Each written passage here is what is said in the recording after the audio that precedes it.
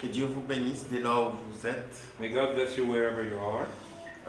Pour ceux qui sont de le début avec nous, For those that are with us from the beginning, à travers le parcours de ces livres de Matthieu, through this journey in the book of Matthew, comme vous le savez, nous sommes dans une nouvelle série qui plonge nos regards à travers les paraboles du royaume que Jésus-Christ a eu à enseigner. as you know, we are going through a new series that talks about the parable of the kingdom that Jesus taught. Et j'espère qu'à travers le sujet de ce soir, And I hope that through this evening's subject, ceci va nous aider encore à mieux comprendre ce sujet sur les paraboles du royaume des cieux. this will help us understand even more this subject of the parables of the kingdom. Seigneur, nous te disons merci pour ce soir.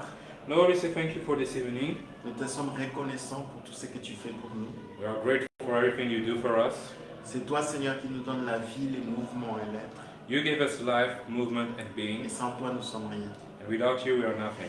Et ce soir, Seigneur, nous venons encore à tes pieds. And this evening, Lord, we come again at your feet. Nous désirons une seule chose, c'est d'entendre ta voix. We only desire to hear your voice, C'est que tu puisses nous parler. that you speak to us, Et instruis-nous dans tes voies, Seigneur. and that you instruct us in your ways, Et nous aurons la vie. and we will have life.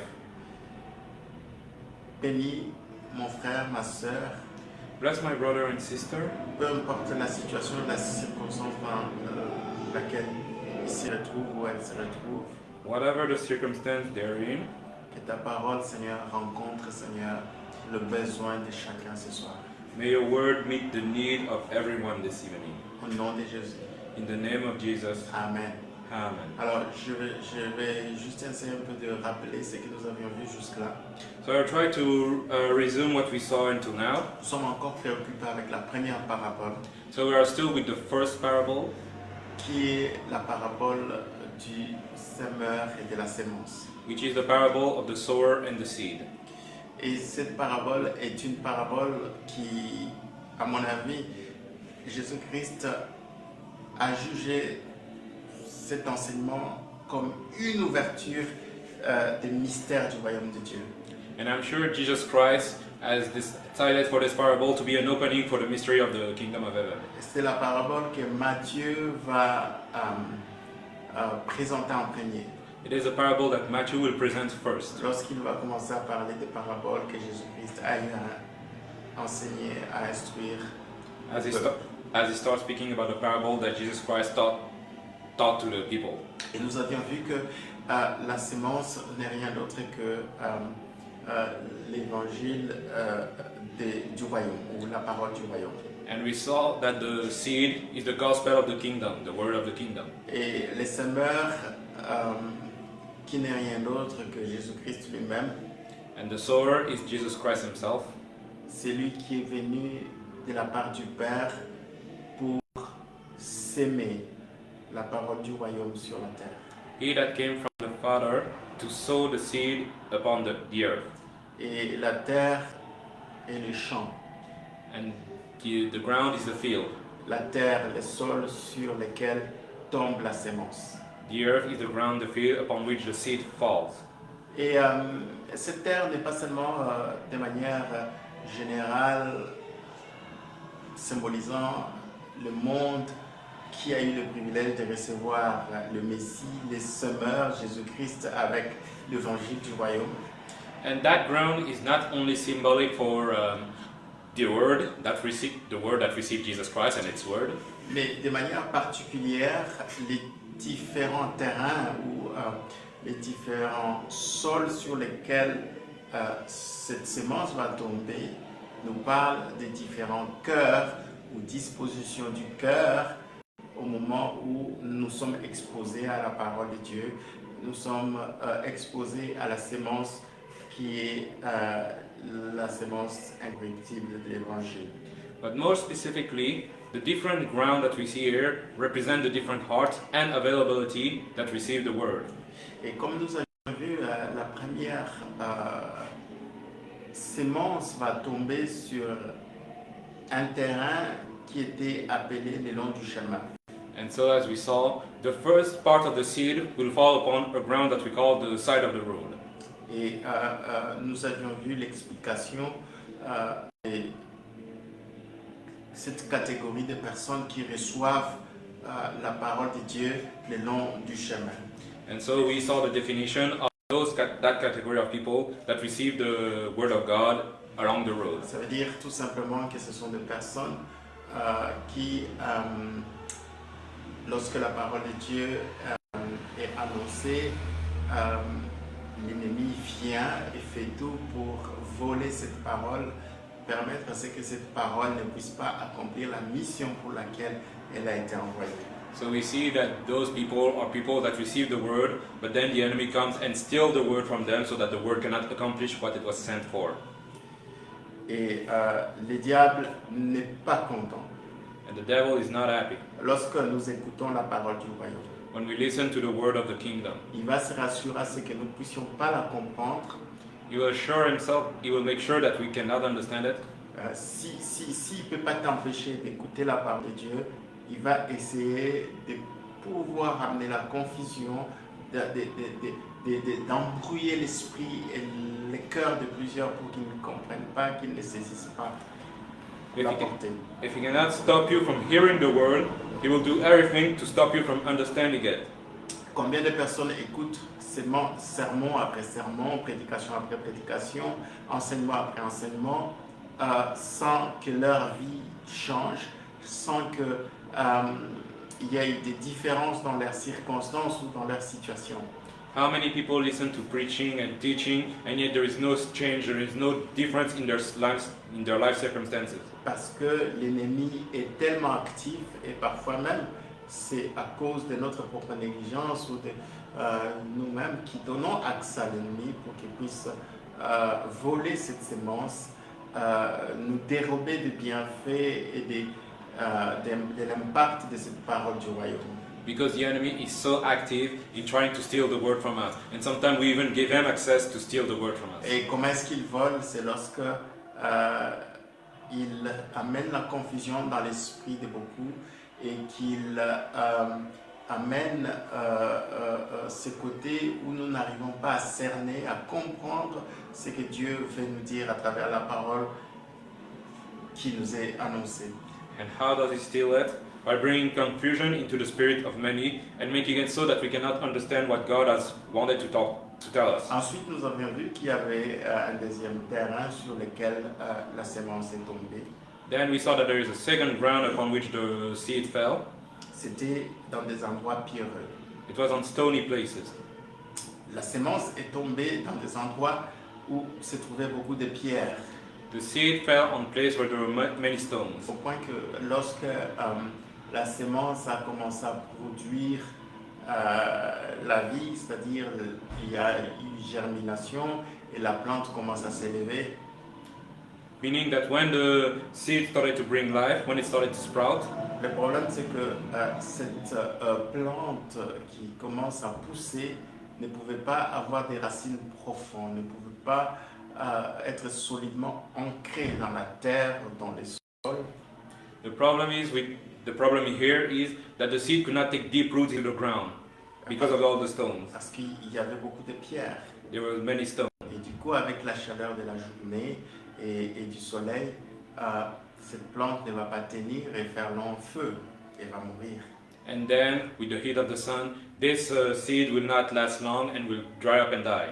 Et Jésus-Christ va lui-même expliquer cette parabole que cette situation représente le cœur plutôt de plusieurs qui, oui, ils sont empressés, ils écoutent, ils reçoivent la parole de Dieu. And so Jesus Christ will explain that this represents the heart of many that listen to the word with haste and with joy even. Mais ce sont des personnes qui manquent de persistance, But there are people that lack persistence, qui manquent l'endurance, that lack endurance, parce que leur racine n'est pas tellement profonde because their roots aren't deep, à cause des pierres. because of all the stones. Et Jésus-Christ va décrire toutes ces pierres ou ces choses qui font que nous ne puissions pas vraiment être solidement ancrés et être résistants et persistants. And Jesus Christ will describe all these stones that make it so that we cannot be deeply rooted, persistent. Il va parler de tribulations, il va parler de persécutions. he will speak of them as trial and persecution. Vous voyez, lorsque les persécutions sont là, lorsque les persécutions, les tribulations arrivent, une telle personne qui n'a pas de racines, qui n'a pas de persistance, ce qui arrive, c'est quoi?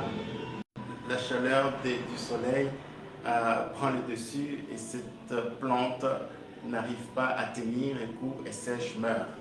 So you see those people without root, without persistence, when the trials and persecution come, well, because of the sun, they cannot hold out, they cannot stand. Et Jésus-Christ va décrire ce genre de personnes lorsqu'ils sont exposés devant les persécutions, devant les tribulations, ils sont offensés, c'est-à-dire ils trouvent une occasion de chuter, une occasion de se décourager et d'abandonner. And so Jesus Christ will describe those people as being offended when there is trials and persecution, and they find an occasion to give up. Parce que le mot grec qui est utilisé là, c'est scandalos. Because the Greek word that is used in the text is scandal. Donc, des gens qui, pour eux, lorsque les tribulations arrivent et les persécutions arrivent, ça devient un scandale pour eux, c'est-à-dire une occasion d'être offensés, d'être complètement désillusionnés dans leur foi ou dans leurs espérances. So for them, those people, when the trials and persecution come, it becomes a scandal, an occasion to give up, to be offended. Et voilà pourquoi Jésus-Christ va vraiment commencer cette parabole pour nous montrer que son but, c'est de pouvoir non seulement nous exposer à la parole du royaume de Dieu, mais voir cette parole du royaume de Dieu produire du fruit, accomplir la mission, le travail pour lequel Dieu l'avait désigné. And so Jesus Christ will show us through this parable that his work here was to truly produce fruit and do what his Father sent him for. Mais voyons voir la troisième catégorie des cœurs, ou le genre de sol sur lesquels la sémence va tomber. Now let's see the third kind of ground, the third kind of people upon which the seed falls. La Bible dit dans Matthieu 13, verset 22, « Celui qui a reçu la sémence parmi les épines, c'est celui qui entend la parole, mais en qui les soucis du siècle et la séduction des richesses étouffent cette parole et la rendent infructueuse. » And so it is said in Matthew 13, verse 22, He also that receives seed amongst the thorn is he that hear the word, and the cares of this world and the deceitfulness of riches choke the word, and he become unfruitful. Voilà une autre catégorie de cœurs So that is a third category of hearts, auquel est exposée la parole du royaume de Dieu. upon which the word of God is exposed. C'est ce que la parabole décrit comme un endroit où il y a les épines. It is what the parable describes as a thorny place. Donc il y a la sémence qui tombe, mais elle se retrouve parmi les épines. So the seed falls, but it falls among the thorns. Et le problème avec ça, c'est que la sémence n'est pas vraiment... Excusez-moi, désolé. La sémence ne peut pas vraiment rentrer dans la terre et pouvoir donner vie, la plante germer, pousser et produire des fruits. And so the problem here is that the seed falls, but it cannot truly enter the earth and it cannot sprout and bring fruits. Pourquoi? Parce qu'il y a toujours ces épines qui vont étouffer cette sémence de pouvoir aller plus loin. Because there are thorns that are here and choke the seed from going further. Et il va décrire ces épines-là comme les soucis du siècle. And so he will describe those thorns as the worries of the world, the era, Et la séduction des richesses. and the seduction of riches. Vous voyez, il y a beaucoup de personnes qui entendent la parole de Dieu, qui reçoivent les enseignements de la parole du royaume. So you see, there are many people that hear the words of God, that receive the teachings of God. Mais le problème, c'est que dans leur vie, ils sont encore tellement préoccupés avec les soucis de ce siècle. But the problem is that in their life, they are still worried about the cares of this world. Ok, la vie sur cette terre pour eux est plus importante que tout. Life on earth is for them more important than anything else. Et Jésus-Christ va dire, c'est pas seulement les soucis de ce siècle, ils sont tellement préoccupés, ils sont tellement inquiétés par rapport à leur vie, de quoi ils vont manger, de quoi ils vont boire, qu'est-ce qu'ils vont devenir. And Jesus Christ said that it's not just the worry of this era. They are so worried about what they will eat, what they will become, what they will do. Les soucis, c'est lorsque la situation te met dans un état d'inquiétude, d'angoisse, de détresse. Worry is when you come into a situation where you feel angst, where you feel despair, distressed. Vous voyez, malheureusement, on retrouve ce genre de situation même parmi les chrétiens, parmi ceux-là qui sont supposés savoir, connaître mieux. And sadly, we find those kinds of situations even amongst the Christians, even among those that should know better. Si vous vous souvenez, quand on a commencé avec Matthieu, chapitre 6, on a touché aussi là-dessus. If you remember, when we started Matthew chapter 6, we touched upon this. Vous vous souvenez que les disciples étaient aussi soucieux de ce qu'ils allaient manger, de ce qu'ils allaient boire, de quoi ils allaient se vêtir. Remember that the disciples also worried about what they would eat, drink, what they would wear. Ok, Jésus a regardé ses disciples, il a vu que les soucis commençaient tellement à prendre le dessus dans leur cœur. Il s'est dit, mais ça devient une situation inquiétante parce que il risque de ne pas vraiment permettre à ce que cette parole que je leur annonce, cette bonne nouvelle du royaume de Dieu que je leur proclame, ne puisse pas accomplir les fruits et les résultats escomptés. And so Jesus saw that there was so much worry in their heart. It was becoming troublesome because then the word he would bring them would not necessarily bear the fruits. Et il va leur rappeler, cherchez premièrement le royaume des cieux et sa justice, et le reste vous sera donné par-dessus. And so he remind them, seek ye first the kingdom of God and its righteousness, and all things shall be given to you. C'est comme s'il leur disait que votre souci primordial, ce qui doit vous inquiéter le plus, ce qui doit préoccuper vos pensées, ce qui doit préoccuper votre cœur, ce qui doit vraiment vous prendre le dessus dans votre vie, ça doit être le royaume de Dieu, ça doit être sa justice. It's as if he was saying to them, make your first worry being the kingdom of God and its righteousness. Ne laissez pas les soucis de ce siècle, c'est-à-dire tous les besoins.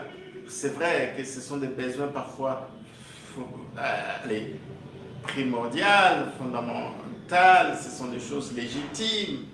Okay?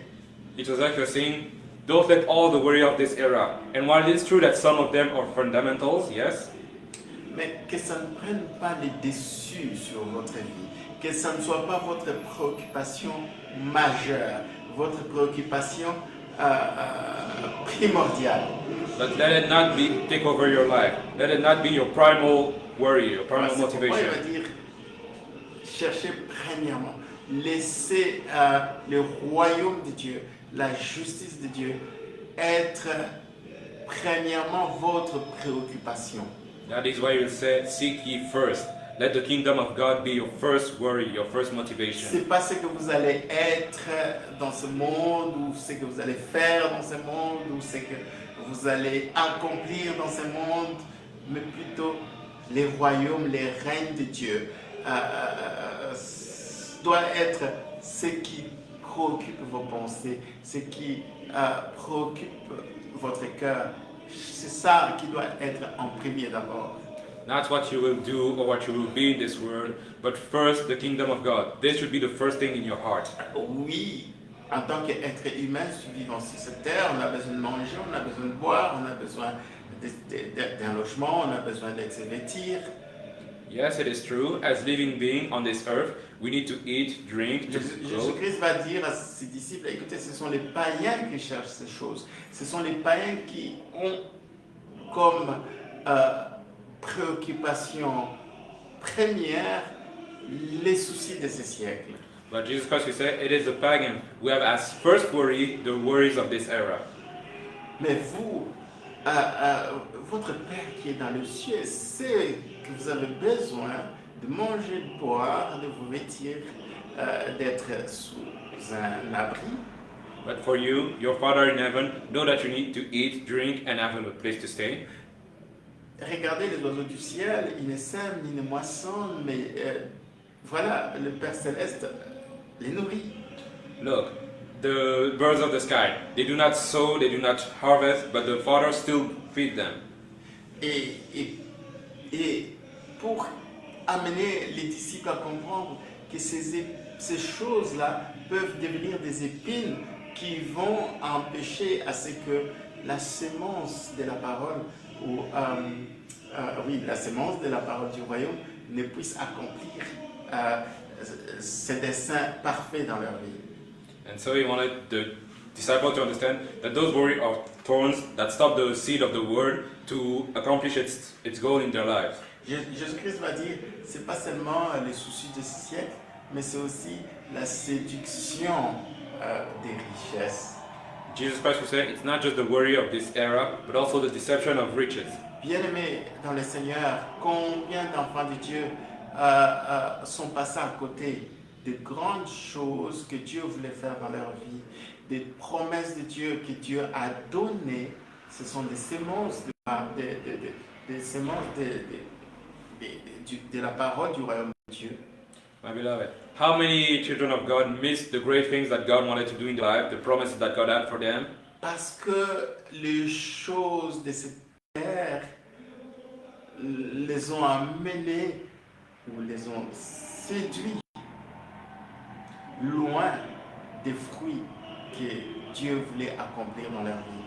Because the things of this world have deceived them away from the thing God wanted to accomplish in their lives. Vous voyez, bien-aimés dans le Seigneur, c'est très important de comprendre que les soucis de ce siècle et les richesses de ce monde, les biens de ce monde, tout ce que nos yeux voient dans ce monde, ces choses-là peuvent devenir des épines et des choses qui empêchent à ce que notre vie puisse produire du fruit qui demeure. You see, my beloved, it's important to understand that the riches of this world, the thing that we see as good in this world, can become thorns that stop us. Lorsque ces choses prennent la priorité dans notre vie, lorsque ces choses commencent à nous consumer notre temps, à consumer notre énergie, à consumer tout notre être, bien aimé dans le Seigneur, il n'y a plus de place pour que la parole de Dieu agisse dans nos vies. My beloved, when these things start to take all of our time, all of our energy, all of our soul, then there is no place for the Word of God anymore. C'est très important, bien aimé dans le Seigneur, ces choses, comme Jésus-Christ va dire dans cette parabole, étouffent la sémence. It is very important. As Jesus said in this parable, those things choke out the Word. Vous voyez, les soucis de ce siècle, et la séduction des richesses de ce monde, ce sont des épines qui étouffent l'action de la parole de Dieu dans notre cœur, l'action de la sémence incorruptible dans notre esprit, dans notre âme. You see, the worries of this era and the deception of riches are things that choke out the action of the seed of the word in our lives. Et ce mot qui est utilisé, c'est un mot très fort. Étouffe, éteint. Parce que ce mot, lorsque vous voyez dans sa racine étymologique originale, And so that word is a strong word, to choke out, to shut out. Because if you look at the root of this word, ça nous donne une image d'un feu qui est éteint. it gives us the image of a fire that is being cut out. Et donc les épines, c'est-à-dire le souci de ce siècle et la séduction des richesses de ce monde, ce sont des choses qui viennent éteindre la flamme de ce que Dieu veut faire, de l'action que Dieu veut faire. And so the worries of this world, those thorns, are things that come to shut out the action of the word in our lives. Parce que quand on parle d'éteindre, c'est par rapport à l'action. Même quand on réfère aussi dans d'autres passages des Écritures, n'éteignez pas l'esprit. So you see, if you look at other scripture, do not quench the spirit. Ça veut dire tout simplement, il y a des choses qui peuvent faire en sorte qu'on puisse stopper l'action du Saint-Esprit dans notre vie. It means that there are things that make it so that you can stop the action of the Le Spirit. Saint-Esprit veut agir dans notre vie. The Holy Spirit wants to act in our lives. Le Saint-Esprit veut être actif dans notre vie. The Holy Spirit wants to be active in our lives. Mais lorsque nous permettons certaines choses, il y a certaines choses qui viennent arrêter l'action, l'activité du Saint-Esprit dans notre vie. But when we allow some things, those things come and stop the action of the Holy Donc Spirit. ces choses-là étouffent le Saint-Esprit, ces choses-là éteignent le Saint-Esprit. Ça ne veut pas dire que... ça veut dire tout simplement que le Saint-Esprit ne peut plus agir. Il est inactif en fait. And those things choke out the word. They quench the fire, the Spirit. That means the Spirit cannot act anymore. Et lorsque le Saint-Esprit ne peut pas agir, on ne peut pas voir les résultats, on ne peut pas voir les changements, on ne peut pas voir les fruits. And when the Holy Spirit becomes inactive, then we cannot see the change, we cannot see the fruits. Et c'est le même mot aussi qui est utilisé aussi pour la sémence incorruptible, la parole du royaume, lorsque il y a les soucis du siècle et la séduction des richesses. Ces choses-là empêchent l'action de cette parole de pouvoir aller plus loin et produire du fruit. And so the same word is used here for the uncorruptible seed. It is being stopped. We stop the action of the Spirit. Donc ces choses-là étouffent, arrêtent l'action de la sémence qui est de donner la vie. And so those things stop and choke out the action of the seed that is to give life. Et c'est vraiment très important de comprendre que nous devons, lorsque nous voulons voir notre vie produire du fruit ou être vraiment fructueux dans notre vie spirituelle, nous devons faire attention à tout ce qui peut être comme épine dans notre cœur, dans notre vie. And so it is very important. When we want to see our spiritual life bear fruits, we need to watch out for everything that could be a thorn to it. Et les épines, c'est toutes les choses qui prennent la première place dans notre vie à part Dieu, à part sa parole. And the thorns are everything that take first place in our life beside God and His Word. Ouais, tout ce qui prenne, tout ce qui prend la première place dans ta vie, ça devient une épine lorsque ça n'a rien à voir avec le royaume de Dieu. Everything that takes first place in your life becomes a thorn when it has nothing to do with the Word of God.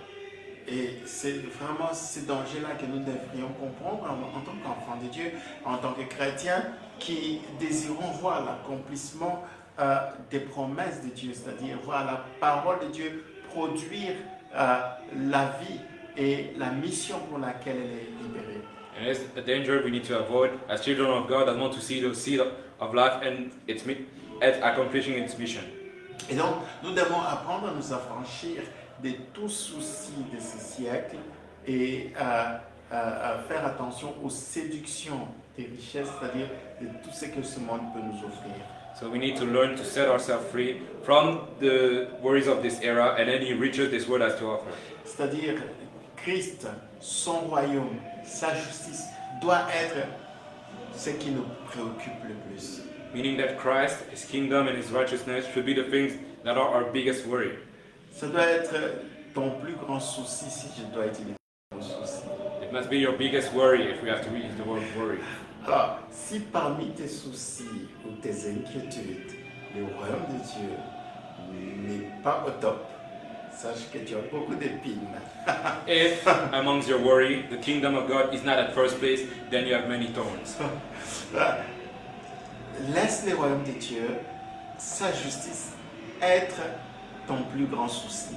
Let the kingdom of God and its righteousness be your biggest worry. Pourquoi est-ce que tu vas rendre ta vie difficile avec tous ces soucis-là qui ne feront rien dans ta vie? Why will you make your life even more difficult with all those worries that will do nothing for your life? Alors que si tu te soucies du royaume de Dieu et sa justice, c'est ça qui va faire le changement, c'est ça qui va apporter le changement, c'est ça qui va amener les fruits dans ta vie. Meanwhile, if you worry for the kingdom of God, then that will bring a change. Combien de chrétiens ont une vie chrétienne stérile ont une spiritualité qui n'avance pas, qui patauge, qui n'est pas prospère. Pourquoi? Parce qu'il y a beaucoup d'épines. How many Christians have a barren spiritual life because there are many thorns? Cette personne est encore soucieuse des choses de cette terre, les choses de ce monde. Cette personne est encore trop facilement séduite par ce que le monde peut offrir. That person is still worried about the things of this world and is still being deceived by what this world can offer. Au point que cette personne trouve la gloire des choses à venir, la gloire de l'éternité moins importante que c'est que les plaisirs momentanés, les plaisirs éphémères que le bien de ce monde peut apporter ou donner. To the point that those people find the glory of things to come, the glory of eternity, less important than the temporary pleasure there is Ils sont here. prêts à faire un peu comme Ésaü qui a été, comme la Bible déclare, profane. They are ready to do just like Esau did, who was profane.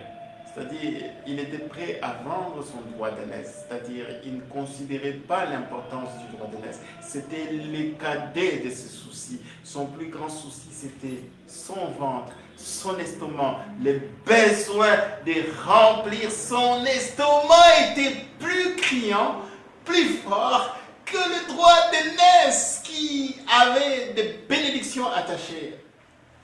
He was ready to give up his elder right. He gave it instead to his hunger, to his desire for a meal. Dieu va le voir profane et Paul va dire ne soyez pas profane comme Ésaü. God will see him as profane, and Paul will even warn to not be profane like Esau. L'auteur d'Hébreux va dire ne soyez pas profane comme Ésaü. Paul will say, do not be profane like Esau. Vous voyez, il parlait aux chrétiens. Il ne voulait pas avoir des personnes qui écoutent la parole de Dieu, qui reçoivent la parole de Dieu, qui suivent des enseignements de la parole du royaume, mais qui sont profanes. Pourquoi? Parce que les besoins, les soucis de ce siècle et les séductions des biens de ce monde ont plus d'attraction, plus d'intérêt pour eux que la gloire attachée au royaume de Dieu. He didn't want the Christian to be profane. Even though they listened to the word, he didn't want them to take the pleasure of this word, temporary, even greater than the glory of things to come. Bien aimé dans le Seigneur, ce message s'adresse à toi et à moi aujourd'hui, de pouvoir sonder notre cœur et de voir quelles sont les racines des ronces, des pines qu'on a laissées dans notre cœur, au point que ça étouffe la sémence incorruptible qui est la parole de Dieu dans notre cœur. My beloved, this message is for you and me. We need to look at our heart and see what are the thorns that are still choking the word of God. Parce que, bien-aimé dans le Seigneur, Dieu veut que tu puisses être fructueux. Because, my beloved, God wants you to be fruitful. Et regardez comment cette parabole termine. Il dit en disant que ces soucis du siècle et la séduction des richesses font en sorte que la sémence qui est la parole de Dieu ne pousse pas produire des fruits, c'est-à-dire être infructueux. And look how he finished with the parable. He said that the worry of this era and the deception of riches make it so that the seed becomes unfruitful. C'est-à-dire, ça empêche à ce que cette sémence puisse éclore, donner la vie, fleurir, s'épanouir ou encore se multiplier en donnant des fruits. It stopped the seed from blooming, from giving life, and from multiplying. Vous voyez, Dieu veut réellement, lorsqu'il envoie sa parole, lorsqu'il jette sa sémence, c'est parce qu'il veut voir les fruits, c'est parce qu'il veut que la vie se répande, qu'il y ait la prospérité, la multiplication, les fruits en abondance. When God sows its seed, it is for it to multiply, to prosper, to give life. Et donc, bien aimé, nous devons faire attention à ces épines, nous devons faire attention à toutes les choses liées à ces épines pour que seule la parole de Dieu ait la première place, le royaume et la justice de Dieu ait la priorité dans toute notre vie. And so, my beloved, we need to watch out for those thorns. We need to watch out so that only the word of God, its kingdom, have first place in our lives. Amen. Amen. Seigneur, merci de nous parler encore ce soir. Lord, thank you for speaking to us again this evening. Nous avons échangé, Seigneur, ta gloire, ta sémence incorruptible, avec les richesses de ce monde, avec les soucis de ce siècle, Seigneur. Pardonne-nous. We exchange your uncorruptible seed with the riches of this world and the worry of this era, and forgive us for this. Nous avons laissé ta parole de Dieu être secondaire. Nous avons laissé, Seigneur, les richesses du royaume être en dernière position, en voulant, Seigneur, gagner ce monde, en voulant, Seigneur, satisfaire à ce que nos yeux voient, à ce que nos oreilles entendent, à ce que nos cinq sens nous disent. Lord, we've given up on the riches of your kingdom instead for the riches of this world, for what can please us. Pardonne-nous, Seigneur, Forgive us, Lord. parce que ces choses-là ne sont devenues que des épines, des choses qui étouffent, Seigneur, pour que notre vie ne puisse pas prospérer, pour que notre vie ne puisse pas avancer, pour que notre vie, Seigneur, ne puisse pas produire le fruit que toi, tu espères trouver dans notre vie. Because those have become thorns that chokes out your word and that makes it unable to bear fruit. Aide-nous, Seigneur, à comprendre que tu veux que nous soyons fructueux, tu veux que notre vie puisse produire du fruit et du fruit en abondance. Help us, Lord, to understand that you want us to be fruitful and to bear fruit in abundance. Et nous devons nous débarrasser de toutes ces racines, Seigneur. And we need to get rid of all the thorns, Lord. Les soucis de ce siècle, la séduction des biens, des richesses de ce monde, Seigneur, qui ont corrompu nos cœurs. Pardonne-nous. The worries of this world and the worries of this world that have corrupted our hearts. Forgive us. Nous voulons, Seigneur, que seul ton royaume et ta justice soient notre préoccupation, notre souci, notre premier objectif dans notre recherche. We want your word to be our first and only worry, our first and only motivation. Aide-nous, Seigneur, Help us, Lord, parce que nous voulons être de bonnes terres. because we want to be good grounds. Au nom de Jésus. In the name of Jesus. Amen. Amen.